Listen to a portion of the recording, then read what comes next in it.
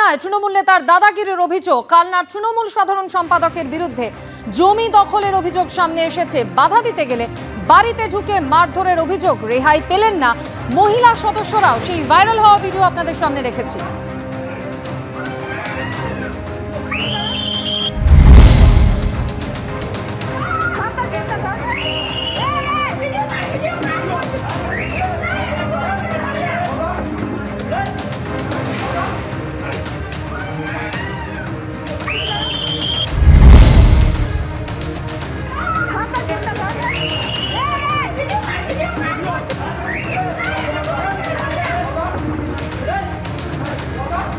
জমি জবরদখলের চেষ্টা এবং বাধা পেলে এইভাবে দলবল নিয়ে বাড়িতে চড়াও হন তৃণমূল নেতা এবং তারপর বাড়ির সদস্যদের বেধড়ক মারধর করা হয়। ইতিমধ্যেই অভিযুক্ত তৃণমূল নেতাকে পুলিশ গ্রেফতার করেছে।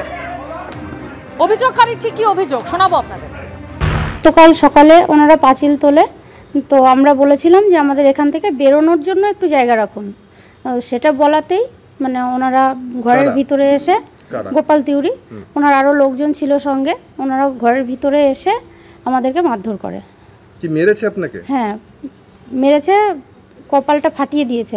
আমার ছোট 7 বছরের শিশু বাচ্চা তাকেও ছাড়েনি, তাকে পর্যন্ত মেরে আমার তার হাতে একটা ফোন ছিল, মোবাইল ফোন, সেটাও কেড়ে নিয়েছে। কতজন এসেছিল? তারা 50 জনের উপরে ছিল। এই এত লোক কোথায় দাঁড়িয়ে ছিল? তাদের হাতে কি এদিকে? হ্যাঁ অবশ্যই, তাদের হাতে দা ছিল, শাবল ছিল, লাঠি ছিল, কোদাল ছিল, বহু অনেক রকমের জিনিস ছিল। ওরা কি জায়গা দখল করতে এসেছিল? হ্যাঁ জায়গা দখল করতে এসেছিল। এই জায়গা কি ও আপনারা বিক্রি করেছেন ওকে? না আমরা বিক্রি করিনি, যা আমার শাশুড়ির নামে জায়গা। আমার শাশুড়ি জানেও না যে এই জায়গাটা উনি ব্যাংক থেকে কিনে নিয়েছে। জায়গাটা আমার শাশুড়ি ব্যাংকে মর্গেজ রেখেছিল। ভয় পাওয়াটাই তো স্বাভাবিক।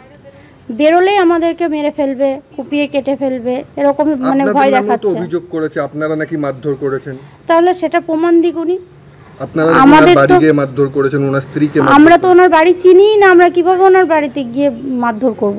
একেবারে বাইরে থেকে দুষ্কৃতীদের নিয়ে আসে গোপাল তিওয়ারি, জায়গা দখল করার চেষ্টা করে। শুধু তাই নয়, আহতদের মারধর করার পরে তারা যখন হাসপাতাল যাওয়ার চেষ্টা করে সেটাও যেতে দেয়নি। তার দুষ্কৃতীরা আটকে দিয়েছিল, ভয়ে বেরোতে পায়নি।